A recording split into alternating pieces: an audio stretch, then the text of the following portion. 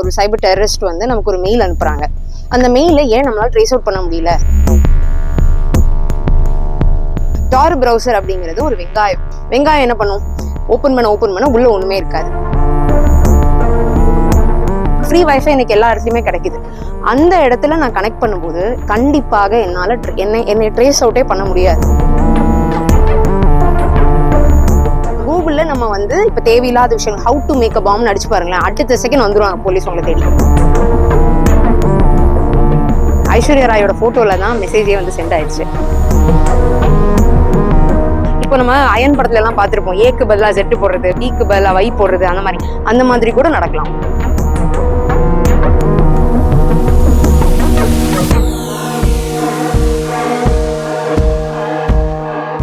சைபர் செக்யூரிட்டியில கடந்த ஒரு 3-4 வருடமா ரிசர்ச் பண்ணிட்டு இருக்கேன். சைபர்ல இருந்து ஒரு சைபர் டெரரிஸ்ட் வந்து நமக்கு ஒரு மெயில் அனுப்புறாங்க. அந்த மெயிலை ஏன் நம்மளால ட்ரேஸ் அவுட் பண்ண முடியல அப்படிங்கிறது தான் நமக்கு கேட்கப்பட்ட கேள்வி. அது ஏன் அப்படிங்கறது நான் ஒரு விரிவாக்கமா ஒரு சின்ன ஒரு எக்ஸாம்பிளோட சொல்றேன். இப்ப நான் ஒரு டெரரிஸ்ட்னு வச்சுக்கோங்க. நான் கனெக்ட் பண்றது என்னுடைய VPN வழியா தான் கனெக்ட் பண்ணுவேன். VPN அப்படிங்கிறது விர்ச்சுவல் பிரைவேட் நெட்வொர்க். ஓகேங்களா? அதுக்குள்ள என்ன ஆகும்னா ஐபி வந்து டிஃப்ரெண்ட் லேயர்ஸ்குள்ள தான் போயிட்டு வரும். IP address. இந்த ஐபி அட்ரஸ்ங்கிறத வச்சுதான் நம்ம வந்து ஒரு மனிதன் உலகத்துல இருக்கான் அப்படிங்கறது கூகுள்லயோ இல்ல வந்து வேற எந்த டிவைஸ்லயோ நம்ம கனெக்ட் ஆகும்போது நான் இருக்கேன் அப்படிங்கிறதுக்கான எக்ஸிஸ்டன்ஸே ஐபி அட்ரஸை வச்சு தான் ட்ரேஸ் அவுட் பண்ணுவாங்க. ஓகேங்களா? ஸோ அப்போ VPN வழியா கனெக்ட் பண்ணும்போது அந்த டிஃப்ரெண்ட் லேயர்ஸ் வழியா பாஸ் ஆகி வருது. இந்த VPN கனெக்ஷன் எது கூட நடக்குது, எந்த ப்ரௌசர் கூட நடக்குது அப்படின்னா டார் ப்ரௌசர்ல நடக்குது. டார் ப்ரௌசர் அப்படிங்கிறது ஒரு வெங்காயம். ஆக்சுவலி அதோட சிம்பிளே நீங்க கூகுள் பண்ணி பார்த்தீங்கன்னா தெரியும், வெங்காயமா இருக்கும். வெங்காயம் என்ன பண்ணும்? ஓப்பன் பண்ண உள்ள ஒண்ணுமே இருக்காது. அவ்வளவுதான். நீங்க எவ்வளவு ட்ரேஸ் அவுட் பண்ண ட்ரை பண்ணாலும் திரும்பவும் ஸ்கொயர் ஒன்ல தான் வந்து நிப்பீங்க. இதுதான் டார் ப்ரௌசரோட ஸ்பெஷாலிட்டி. இப்போ நான் ஒரு உள்ளூர்ல இருக்க ஒரு டெரரிஸ்ட்னு வச்சுக்கோங்களேன். நான் என்ன பண்ணுவேன்னா ஒரு பப்ளிக் வைஃபைல போய் கனெக்ட் ஆயிடுவேன். அப்போ ஒரு ரயில்வே ஸ்டேஷன்லயோ ஒரு பஸ் ஸ்டாண்ட்லயோ நமக்கு ஃப்ரீ வைஃபை எனக்கு எல்லா இடத்துலயுமே கிடைக்குது. அந்த இடத்துல நான் கனெக்ட் பண்ணும்போது கண்டிப்பாக என்னால என்னை ட்ரேஸ் அவுட்டே பண்ண முடியாது. அப்போ அந்த வைஃபை மூலமா இப்ப நம்ம எல்லாம் என்ன மெயில் யூஸ் பண்ணுவோம்? ஜிமெயில் யூஸ் பண்ணுவோம், யாஹூ யூஸ் பண்ணுவோம், வேற ஏதாவது மைக்ரோசாஃப்ட் அண்ட் அவங்கவுங்களுடைய இன்ஸ்டிடியூஷன் எதுவோ அந்த மெயில் ஐடி யூஸ் பண்ணுவோம். டார் வழியா கனெக்ட் பண்றவங்க என்ன பண்ணுவாங்க அப்படின்னா ப்ரோட்டான் மெயில் வழியா கனெக்ட் ஆகி உள்ள வருவாங்க.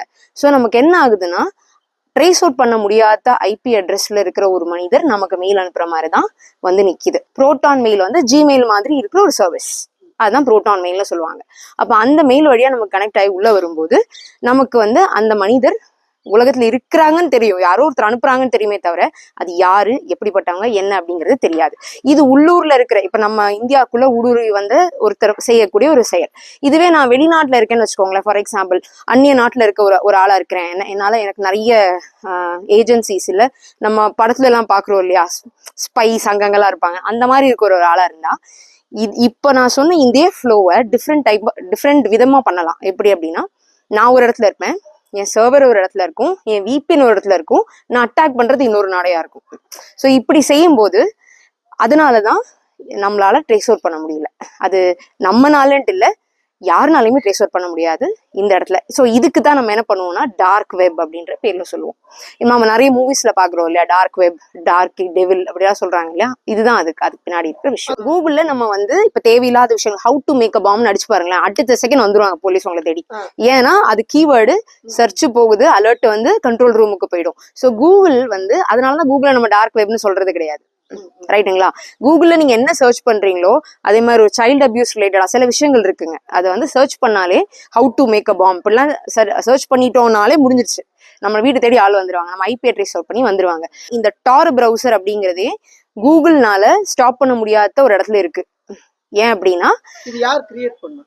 அது வந்து ஆக்சுவலி ஸ்டார்ட் ஆயிருக்கிறது நைஜீரியால இருந்து ஸ்டார்ட் ஆயிருக்குன்னு சொல்றாங்க. அது எவ்வளவு தூரம் உண்மை அப்படிங்கிறது நமக்கு தெரியல. அதுவுமே நமக்கு தெரியாத ஒரு புதிரா தான் இருக்கு. ஸோ எங்கிருந்தோ ஒரு இடத்துல இருந்து ஹோஸ்ட் பண்ணியிருக்காங்க. அந்த ஹோஸ்ட் அது அப்படியே பரவிட்டு இருக்கு எல்லா இடத்துலயும். அது இப்ப நானே வச்சிருக்கேங்க சார் ஒரு டார் ப்ரௌசர். எதுக்கு அப்படின்னா என்னுடைய ஐடென்டிட்டி உலகத்துக்கு தெரிய வேணாம் அப்படின்னு நான் நினைச்சுக்கிட்டேன்னா நான் அந்த டார் ப்ரௌசர் மூலமா நான் நல்ல விதமாவும் அதை யூஸ் பண்ணலாம்.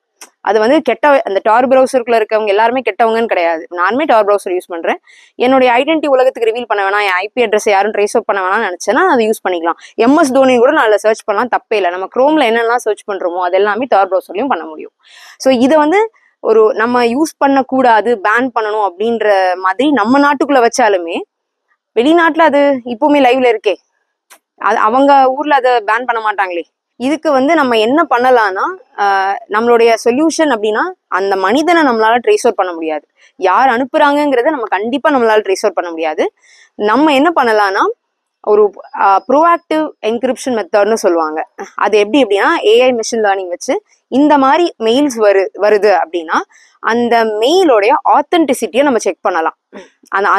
அதுவுமே ட்ரஸ்டபிள் கிடையாது, 100% ட்ரஸ்டபிள் கிடையாது. ப்ரோஆக்டிவ் ஆத்தென்டிகேஷன் மெத்தட்னு சொல்லுவாங்க. அதை வந்து ஏஐ மிஷின் லேர்னிங் வச்சு பண்ணி, இதோடைய சோர்ஸ் வந்து, அதுவும் சோர்ஸும் நமக்கு தேடி போக முடியாது, அட்லீஸ்ட் அதோட ஒர்க்கிங் எண்ட் எவ்வளோ தூரம் கரெக்டாக இருக்கு, அதாவது எந்த ஐபில இருந்து இந்த விபிஎன்ல இருந்து எத்தனை தடவை நமக்கு ஆக்சசபிலிட்டி வந்திருக்கு, எத்தனை தடவை நமக்கு மெயில்ஸ் வெளியில போயிருக்கு என்ன அப்படிங்கிறத ட்ரேஸ் அவுட் பண்ணி நம்ம வந்து 50-50 பாசிபிலிட்டி வச்சுக்கலாம், நடக்கலாம் நடக்காமயும் இருக்கலாம் அப்படின்னு. பட் ஆனா இது மறுபடியும் என்ன ஆகும் அப்படின்னா, காவல்துறை ஆய்வாளர்களுக்கு இது மறுபடியும் ஒரு பிரச்சனை தான். அனுப்புறாங்க அப்படின்னா உடனே நம்ம பயந்துட்டு, ஏன்னா மக்கள் உயிர் முக்கியம் இல்லையா, அதனால டக்குன்னு போய் நம்ம வந்து சர்ச் பண்றது இல்ல தடுக்கிறதுக்கு அவங்க ட்ரை பண்ணிட்டே தான் இருக்கணும், அது அவங்க ஒர்க்கா தான் இருக்கும். ஸ்டெக்னோகிராஃபி மெத்தட்னு சொல்லுவாங்க. ஒரு போட்டோக்குள்ள ஒரு ஒரு டேட்டாவை இல்ல ஒரு மெசேஜை ஹைட் பண்ணி ஒருத்தர் இருந்து இன்னொருத்தருக்கு அனுப்புவாங்க, அதுக்கு பேர் ஸ்டெக்னோகிராஃபி மெத்தட்னு சொல்லுவாங்க. இந்த ஸ்டெக்னோகிராஃபி மெத்தட் மூலமா ஐஸ்வர்யா ராயோட போட்டோ வச்சுதான் பல டெரரிஸ்ட் அவங்களுக்குள்ள பேசிக்கிட்டாங்க.